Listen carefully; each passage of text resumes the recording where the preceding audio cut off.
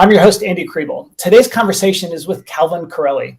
Calvin is an investor, entrepreneur, speaker, author, mentor, spiritual teacher, and founder and CEO of Simplero. He helps entrepreneurs be radically authentic, attract the right people, and find lasting meaning. We have a lot to unpack here, so let's dig in. Thanks for joining me, Calvin. Thanks for having me, Andy. It's great to be here. It's great to be with you. Calvin, the first thing that I read about you on your website was that your life, as you say, was effed up, and you didn't want to be like that anymore. So tell me a bit about that. That really that threw me. The first thing you read is you say you effed up. Yeah, well, I had this deep feeling that I was not worthy of being here, even existing, kind of thing, and that led me to then drink a lot and not take care of myself, and I wasn't a good father, I wasn't a good husband, and just fucked up in a lot of areas of life, honestly. Were you suicidal? Yeah, I mean, not to the point of ever seriously considering doing it, right? But looking at a balcony and being like, oh my God, that balcony looks very tempting. I could just pop right over there and be done with it. Be gone, right? You'd have nothing to worry about then. Yeah. So what changed? It was a cry for help, but I never said it out loud. I never told anyone that I would do it, but it was definitely a cry to help from one part of me to another. Right? It's like, hey, I'm feeling really terrible over here. What about therapy? Did you go to therapy? Yeah, for sure. Yeah, I got a traditional therapist and but lots of other things. Body therapy has been the most impactful thing for me so far. But yeah, gotten lots of help over the years. But that was another belief I had. It's but you have to be this incredible success, like a multi-billionaire by age 30, and you can't have any help. Otherwise, it wasn't if you need a therapist or a coach or something like that, then clearly you weren't capable yourself. And so you're already broken. So just forget about it. Which is bonkers, obviously. So I'm reading the book Digital Minimalism now by Cal Newport. Did social media have any impact on that? Were you feeling? No, not at all. No, this is way pre-social media. Okay. Yeah. Right. Well, that's good, because if that would be probably an interesting explanation for it if that were the case. So what caused it all to change? I think that decision, enough of this. It was. Well, was there a moment where you decided it needed to change? Was there one thing that happened that flipped the switch? There was a breaking point when 2003, I was doing. At that point, I was flying high. I was oh God, I moved to New York in 99. I'm from Denmark, moved to New York in 99, got back at the end of 2001, started my first software company as an adult and won a Startup of the Year award, and everything looked amazing.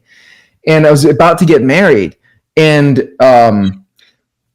then I threw this advisory board meeting with some smart people to talk about my business and how I could grow the company and all that stuff. And then one of them looked me straight in the eyes and he just said, look, we've been here for 3 hours and they still have no clue what you want.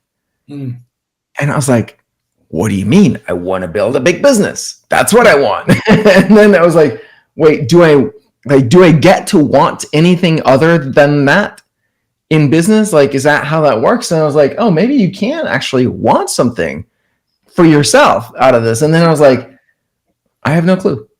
I have no freaking clue what the hell I want. I was so desperate. So the context in my head was just, I need to be massively successful and just whichever way, or I might as well be dead. Right. And so I never stopped to ask myself. It sounded like you didn't really have a clear definition of what success meant to you. Yeah, success meant just not being this loser idiot that didn't have $1 billion company yet.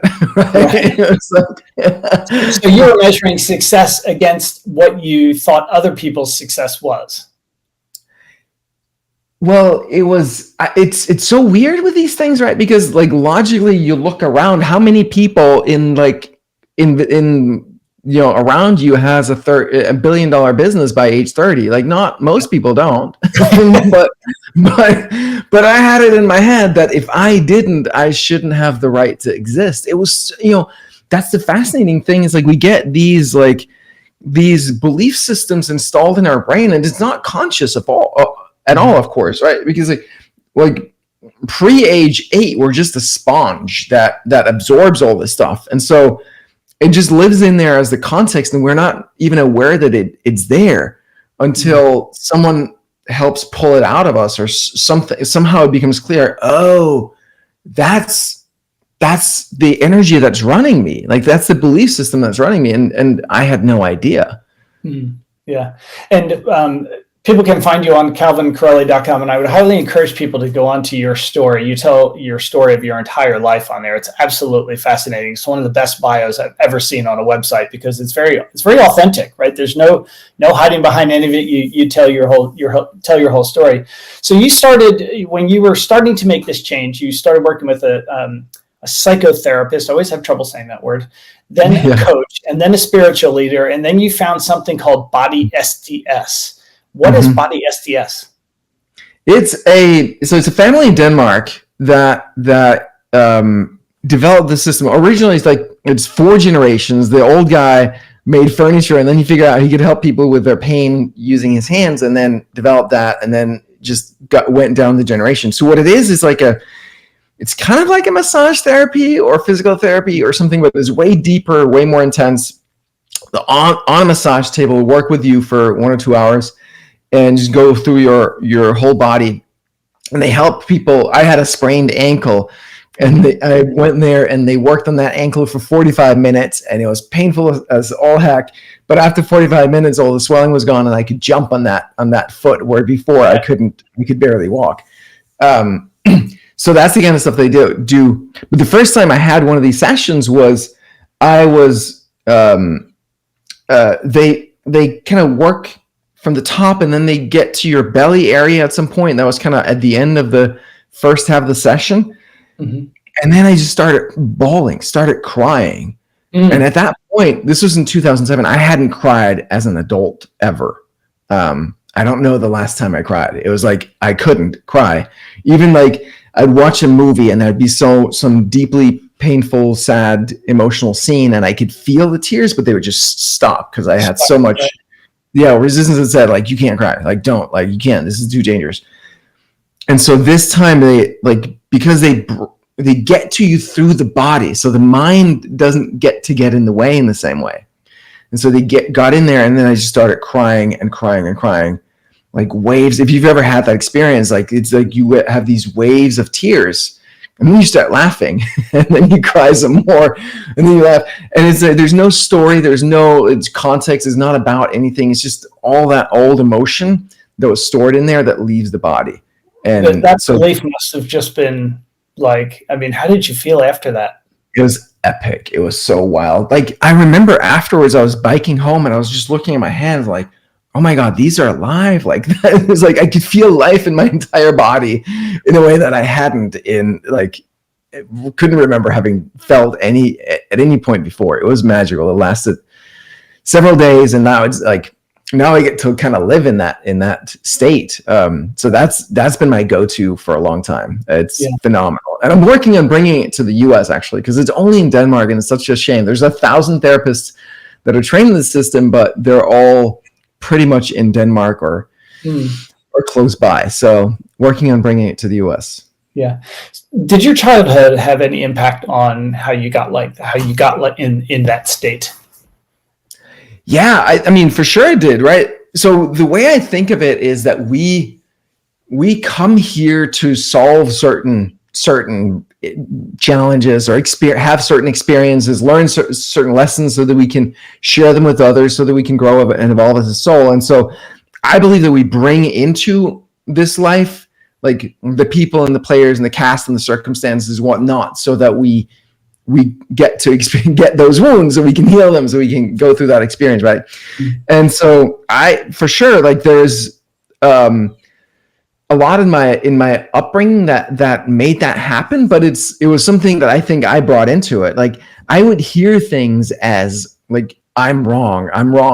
Like that was really hardcore, like really deep in me, like I'm wrong.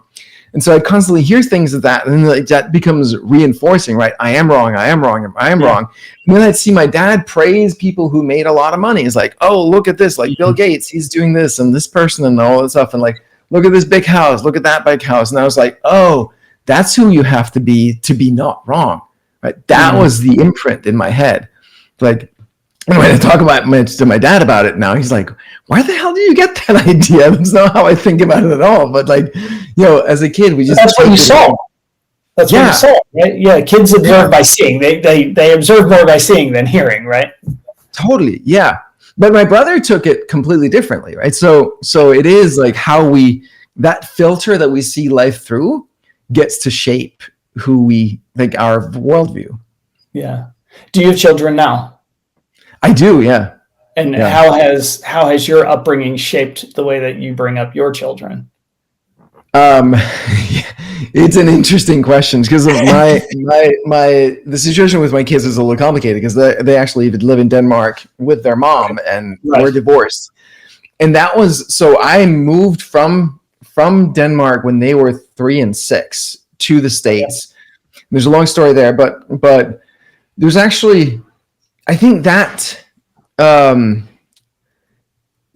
like that period where I left and I moved there was a lot of growth, and like there's so much family dysfunction that I came from, and I think that's true for most of us. We come from pretty dysfunctional families, so there's a lot of work for me to work through all of that stuff, and I think the distance really helped. When you're in the context and you constantly get pulled in to the same patterns and the same roles, it can be a lot harder to escape from that. So I think it really helped to have that distance. So I'm a very different person now than I was then. I was not good. Like, I went into, I think a lot of new parents are like, I'm not going to be like my dad and my mom. I'm going to do better. Right. And then we end up like making all of the same mistakes, and we do the complete opposite. So I was very scared of my dad. He was very strict. He would be like violent and angry and temper and whatnot. Love my dad.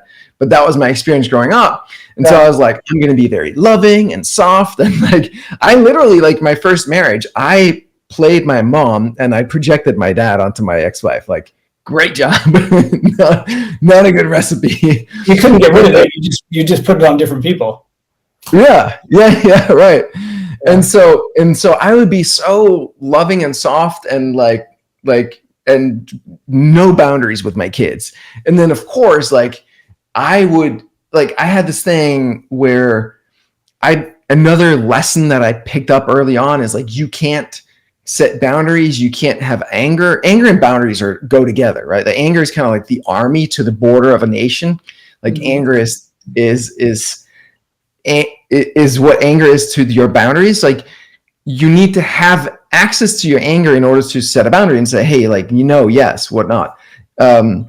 And so I didn't have any of that stuff. And so, what happens, of course, is that eventually you erupt, right? So this pattern of like, just like letting everybody walk all over you and like not like having any boundaries whatsoever. And then like, rah, and everybody's like, where did that come from? I didn't see that. I'm like, I've been holding this in this whole time. Well, how did you see that? It's like, so yeah, that was not very helpful.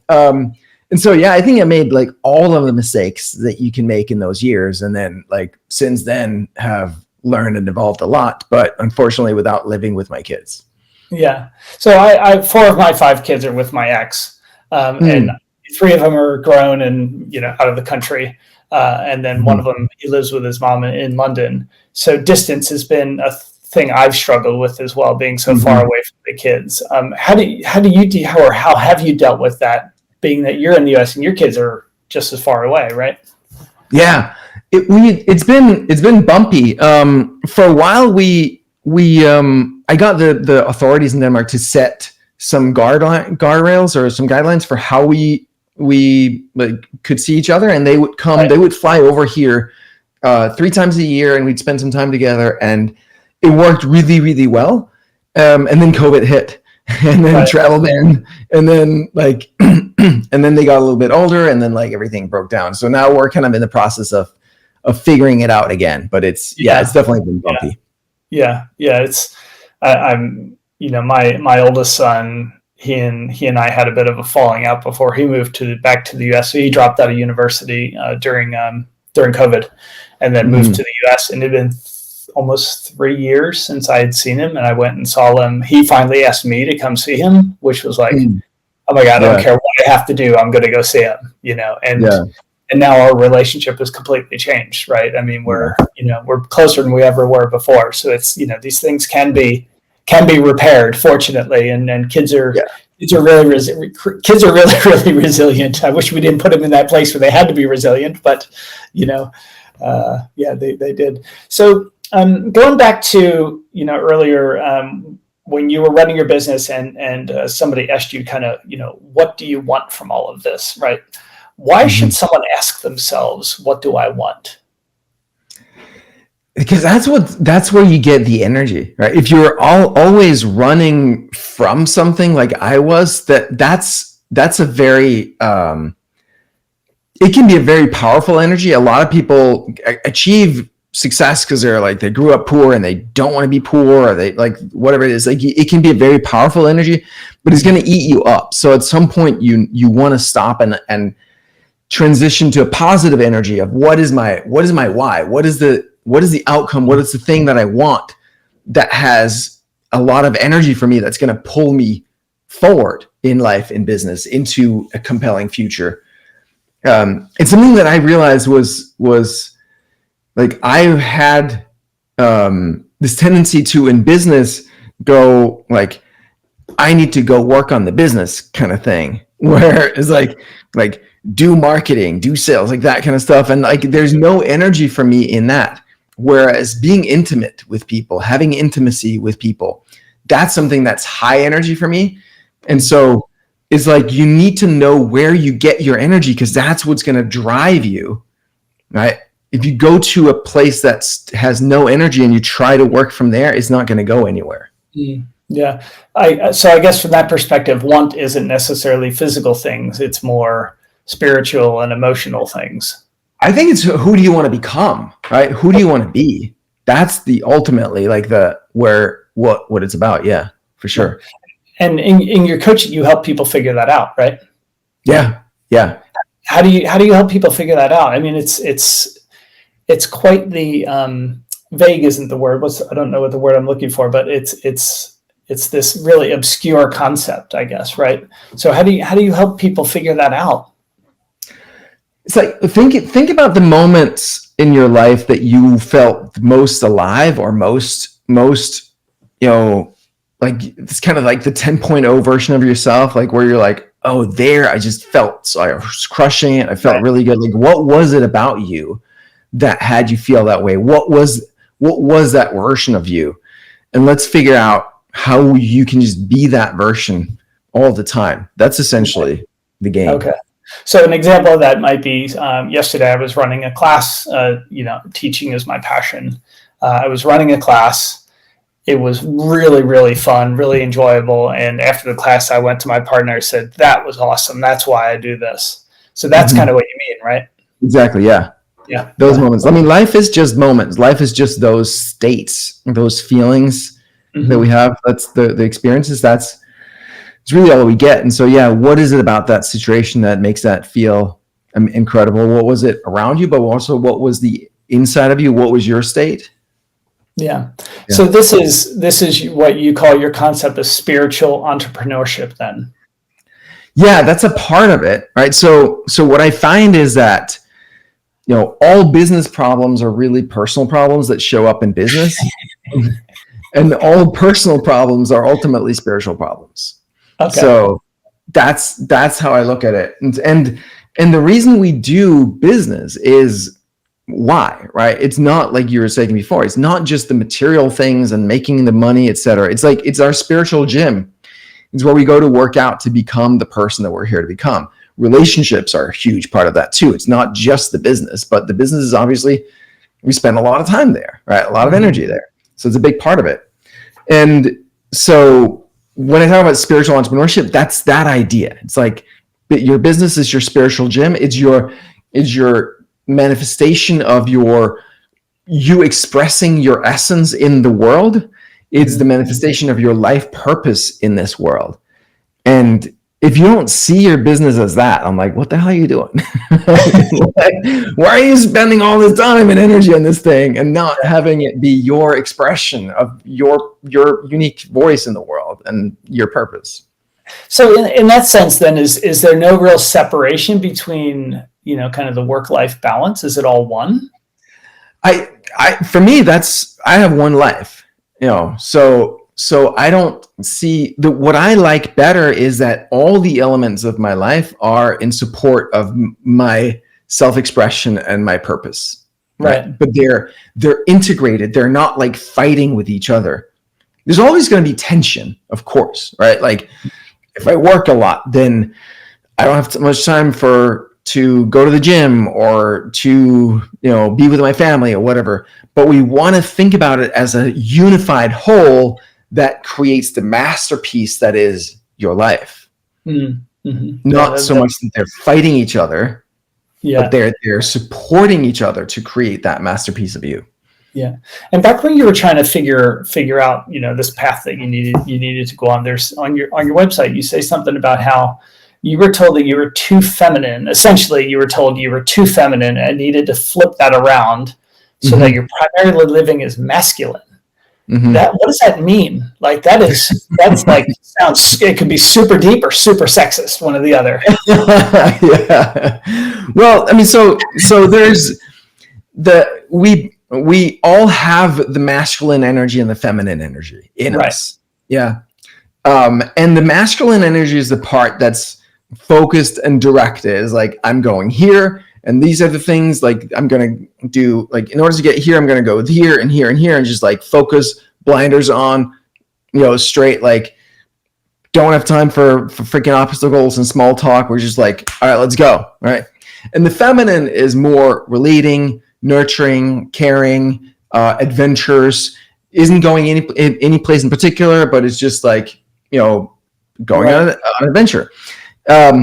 Another metaphor is the feminine is the water and the masculine is the riverbanks. Like you can have all the the water is beautiful and awesome and life-giving and all those things, but if there are no riverbanks, it just floods all over the place and kind of dissipates. But when there are riverbanks, when the masculine is there to give it structure and focus and direction, then it gets to flow. And so where this was in relationship. And so I, as a kid, was scared of my dad, and I felt like he was like he had power over me, and it didn't feel good. So I decided unconsciously, I don't want to be like him. Mom is safe. I want to be like her. To the point, like I mentioned before, I ended up playing the role of my mom in my relationship, and then casting my dad onto my ex-wife. But so unconsciously, I was like, I don't want to be like that. And so the masculine part of me was stuck at like a 5-year-old that was still hurt and in pain and not feeling loved and seen and like feeling wrong for being that. And I really got a very overdeveloped feminine side, the nurturing, the caring, the loving, the spiritual side, all of that stuff. And in relationship with my wife, it didn't work very well. So our mentor was like, our relationship was like in shambles, and we're about to like break up, and it was like really not in a good place. And I kept searching, because as a man, I want that I can be a very feminine man, but I still have that desire for the feminine as my counterpart. But because my masculine was so weak and undeveloped, I can't be the masculine pole to attract that. And so I would seek the feminine in like alcohol, for example, is a very feminine energy. I'd seek out the feminine to nurture me because I wasn't the pole that could attract that. And so our mentor, when we went to talk to him, he was like, all right, look, Calvin, you're like 80% feminine, you're masculine 20%. Know me, my wife, you're the opposite, right? You've very well-developed masculine, but your feminine is really hurt and wounded and weak and small. And so it's basically healing that part of me, right? Healing that boy that was really hurt, really wounded, really traumatized, and just helping him grow up. be the father for that little boy inside of me that he didn't have then, so he can grow up to be a healthy masculine man. And now what happens is that the masculine and feminine becomes more balanced. I'll forever have a very strong feminine. And as the masculine gets stronger, because now it becomes those riverbanks to the feminine water, the feminine actually gets stronger, but I don't need to focus on that because what I was missing was the masculine. So that needs to be my focus. And I see it in business too, right? You have a very feminine business are people who have lots of heart, lots of caring, lots of nurturing, lots of love, but they don't have the systems, they don't have the structure, they don't have the marketing to actually build a successful, financially successful business. And you have those people who are really strong in the masculine and they're like making tons of money and have all the systems, all the things, but there's no heart there, and they will never feel fulfilled because they're looking for something that they can't find there. So it's always a good thing, like it's a good frame to look through. It's like, what do I need more of? More masculine or more feminine in my life, in my business, in my relationship, in whatever area it is. And typically when we are like, we have a tendency to go one way or the other, right? So my tendency was feminine. So I tend to, then when things aren't working, I tend to go more feminine versus what actually is needed is more masculine in that situation. And so that becomes a really helpful frame. So those are, I guess, I don't want people to think that you're coming across as sexist by using the word feminine and masculine. It's more certain character traits that you need to balance. Well, yeah. I mean, I don't know what sexist means in these days, but there are people who are men and there are people who are women, and both men and women have both masculine and feminine, and I love both of them, and they're not the same. And as a man, generally, like your masculine needs to be stronger, like in order for your life to work. And as a woman, generally, your feminine needs to be stronger in order for your life to work. And the bottom line is that you need to have freedom to choose one or the other. Right? If you're stuck and can only use one, then that's you're limited. Yeah. So this was another thing I read, that you're the first person I've ever met that has changed their name, other than their last name because of marriage. Yeah. Tell me that story. It just seems like it's like, you know what? I'm just going to change my name because I want a new identity. It's a funny thing, right? Because like identity is a really interesting thing, right? Because there's like on one level, like we're like all our cells are constantly being renewed, right? Like we're not the same. We're literally not the same person that we were when we started this conversation, right? Like cells, I don't know how many hundreds of millions of cells have died and new ones have been born, right? So we're constantly evolving, and yet we wake up every day thinking we're the same person that we were yesterday. But maybe we're just a river and we can just choose our identity moment to moment. I think there's so much to that, where wherever we're stuck in life is like really we're stuck in an identity that we could choose to change.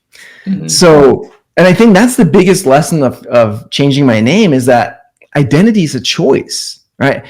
There's so much tied up in a name. So the story was that I got through some coaching and courses and whatnot, I got to hang out with a lot of people who had gotten into numerology and changed their name, including actually, interestingly, the Body SDS founder, not the original founder, but his son, who's now passed away. He changed his name, and like in that family, they've been into numerology for a long time. So, but so I met a bunch of people like that, and then I realized I never liked the name that my parents gave me. Bless their hearts. I just never liked it. I'm getting the emojis. I try to always turn them off. Anyway, so I never liked that name.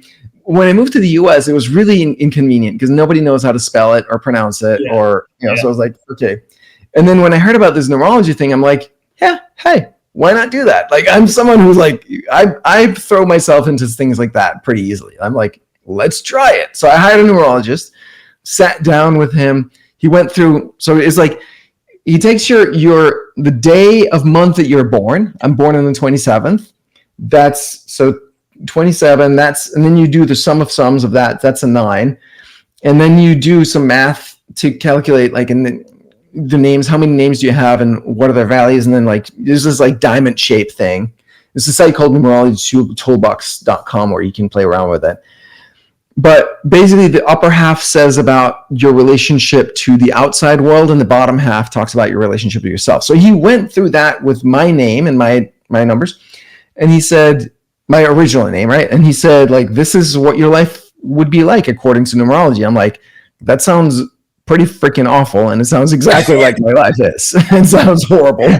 And then he's like, all right, so here's what I suggest instead. And he gave me some new numbers. So it's all about the numbers, right? So the numbers for the names. And he's like, if we pick those numbers, here's what your life would be like then. And I'm like, that sounds dope. I'm like, let's do it. And he's like, great. Here's some lists of names that then match each of those numbers. He was wanting me to have 4 names and these different, or maybe it was 3, I forget. Anyway, so lists of names. And I was like, well, shit, like you want me to actually change my name? Like that was the moment it hit me. Oh crap. Like now it gets real. And so I got scared and I sat on it for a year, and then finally sat down with my current wife, who's actually, she was into this already and had already changed her name some years before I met her. And we picked the name Calvin. And I picked that because of Calvin Coolidge, who like when I saw that name, I was like, he was the 30th president of the United States. And he has this quote about perseverance and persistence and determination. And it was just like, that was a quote that kept me going for so many years. So I was like, all right, Calvin, that's what it's got to be. So then, yeah, I went and changed my whole name, passport, driver's license, all that stuff. Wow. That must have been a monumental effort. Yeah, especially in the US, it's really interesting because you have to like put an ad in some obscure newspaper, and there's this whole process. But it's not that so much of an effort, but it's a really weird feeling, I have to say. Like all right, now I have this name. Like, right. And you go out and you talk to people, and you're like, yeah, this is my name now. And then, especially now I live here and I have family in Denmark, and I come back and some people that I haven't seen in a long time, and then it's like it's always awkward. What do they call me? And like all of that. So, but I think that it's like changing my name. It was like it shook loose some like core foundations around identity. Right. That I think had a profound impact on my ability to just be who I choose to be instead of be who I habitually have been just because. Right. Yeah. And it sounds like, it loops in well with, kind of your upbringing and you sort of wanted to get away from, what you were before. Right. And all these other things were giving you also signals to say, yes, you need to do that. And the name change was one of those parts of that process. Yeah. So your background sounds very similar to, so we're both in Dan Martell's coaching group. Your story is a bit different than his, but you have a very similar background. Is that how you ended up, getting in, like connecting with him? No, it's not. I connected with him. I heard about him when he was doing Clarity.fm back in the day. Right. And I did a couple calls through that, and that was pretty cool. And so when he started his coaching business, I was on his email list and got those emails. And then I had a SaaS business. And then what was that? And 5 years ago in 2019, I joined his SaaS coaching program. Oh, okay. That's how I got into his world. Natural evolution into that then. Yeah. So when you're coaching people, what are some of the most common challenges that you hear? Overwhelm is huge. People just feel like there's so much to do. And so getting, what's that? I'm one of them. Right. Yeah. And I think it's that underlying feeling that there's a place somewhere to get to, right? That this isn't it. Like we're not there.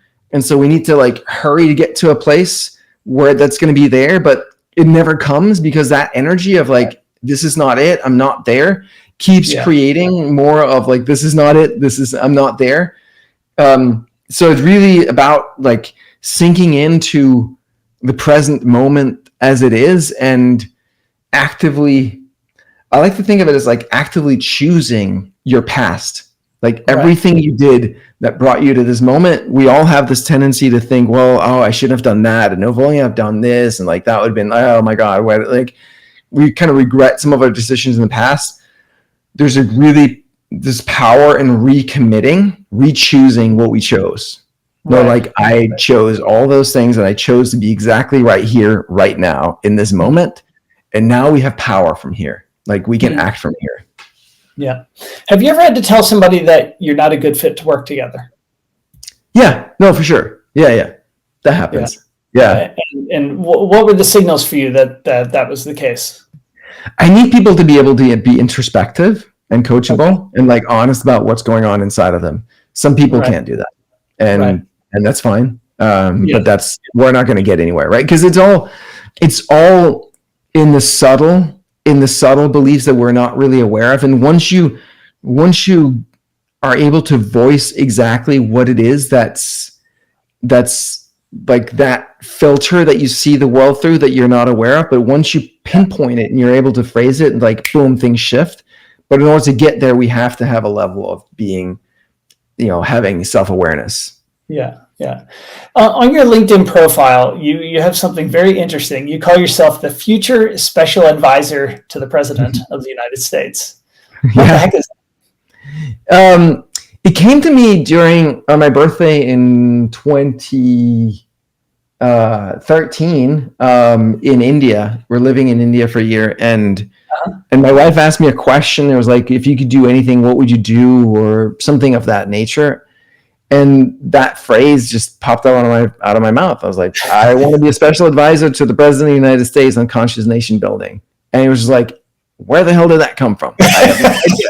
It just popped out of my mouth. And then I was like in awe. I had like tears in my eyes for 20 minutes. I was like, this is fucking it. This is fucking it. Like since I was a kid, I had this dream of building my own country. Like, how would I design, like, because it just seemed, even as an 11-year-old, I was like, these rules are stupid. Like, it doesn't make any sense. Like, right? Like, I think it's like something like immigration. Like, immigration seems like a good thing, but you want to pick immigrants that are going to be good for your country, that's going to build stuff up and like, create things, versus people who are just going to be like, using the resources that other people create and pay for. And so we need like a clear system for that. And so it's like, but the whole idea of like, what if we design this like the way you would design like a software program or a business or something, with like clear metrics and objections and like, what are the outcomes that we want? And all it's like, what if you design a country to work that way intentionally? What do we want all of the pieces to do for our people? How do we want people to evolve and grow on this team that we call a country, or whatever it is? And nobody seems to do that. So, and then I realized at some point that creating a new country is kind of complicated, because like, where you get people there. So maybe it's more like working with my adopted home country of the United States and helping, rethink how we do this country. So it's been a passion of mine. I'm still passionately interested in politics and like what's really working and like what's behind everything that we see on the surface, because like nothing is as it seems, and what might one do to like change things? Because who knows? Like, I think in the next 10 years, like America as we know it is not going to exist to the extent like right now with the debt and like all that stuff. Like, I don't see how this thing keeps going the way it's going. So something's going to give. What's going to happen? Yeah. But I guess that comes back to, it sounds like you want accountability, right? Which doesn't exist in politics, or rarely exists in politics. Other than maybe at the ballot box, right? But well, I don't think it exists at the ballot box for sure, but but yeah, like the idea of like, what if we actually said, this is what we want to accomplish. Here's our theory for how, like a mechanism by which we might accomplish it. Let's have some experiments and let's test and see what works. But I think the way the whole game is played is that politicians run on issues, right? Like racial issues or poverty or whatever. If they actually solve the issues, they couldn't run on those issues anymore. Right. So they're going to run on an issue. Yeah. They're going to run on an issue, and then they're going to do shit to make sure that that issue persists so they can keep running on that issue. Right. Yeah. That's how it works. And while they do that, they're just everyone's corrupt, and they're just stealing all of our money and doing whatever the hell they want while they put on this theater of like making it seem like they care about issues that people care about. Like, that's how it's run. So yeah, like I want to change that. If you want to call that accountability, yeah, accountability is definitely a part of it, and it's completely lacking. Yeah. I think I'm getting hounded right now by New York State over some receipts from some like an iPhone I bought 4 years ago. Meanwhile, the mayor of the city, his wife, plundered the city out of $850 million to her charity that nobody knows where the fuck that money went. Right? It's like, all right, guys, great. Yeah, I mean, for me, I think the easiest solution or the easiest way to start things in the right direction is term limits.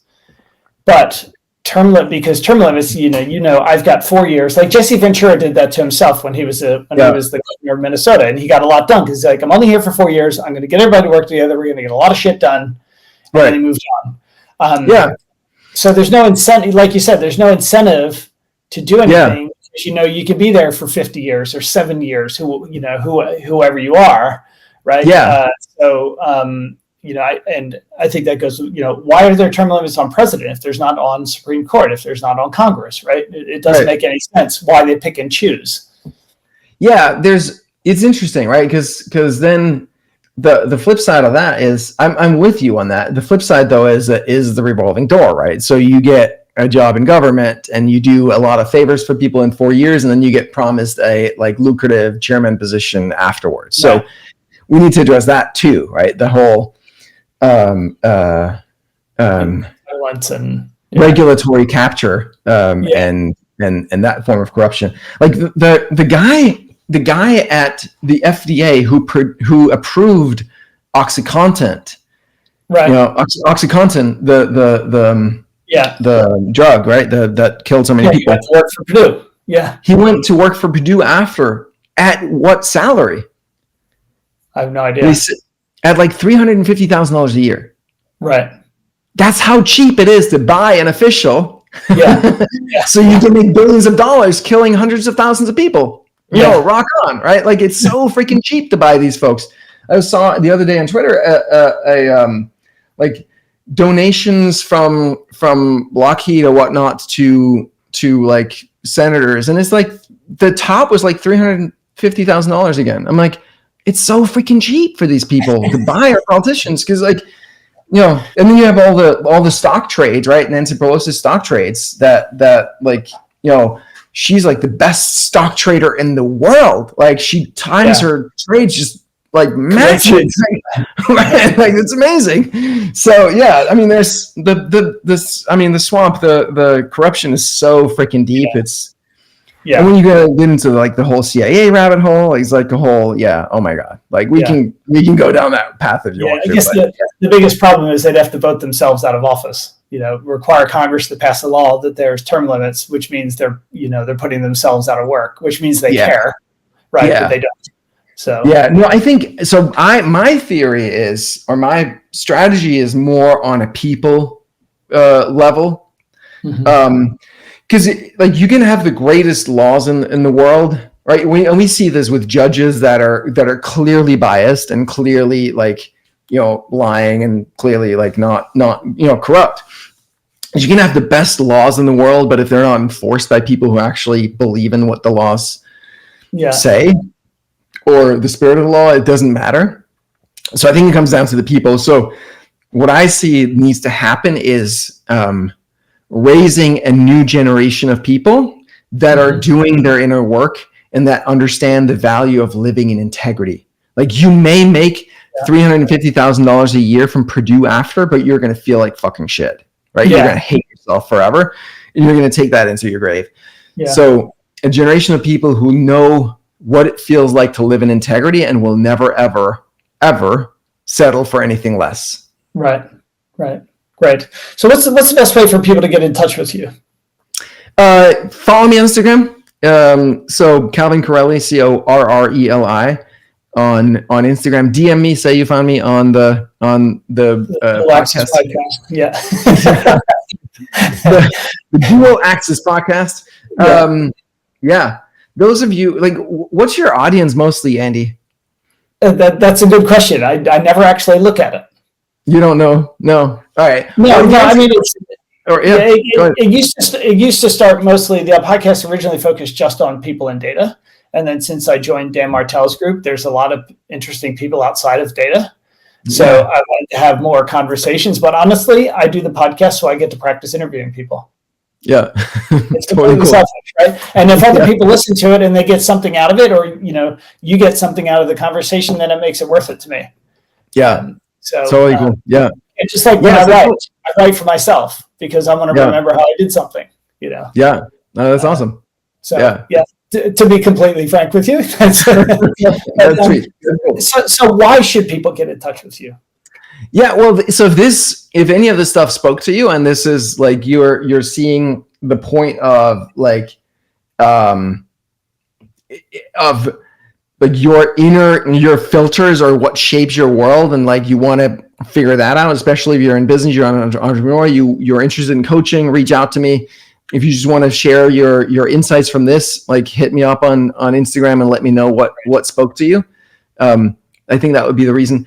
Obviously, my main business is a software company for coaches, small, like genius-driven businesses, right? Businesses where you're bringing your genius to market. And so if you're in that type of business, check us out at Simplero, or just hit me up on Instagram. We can talk about it.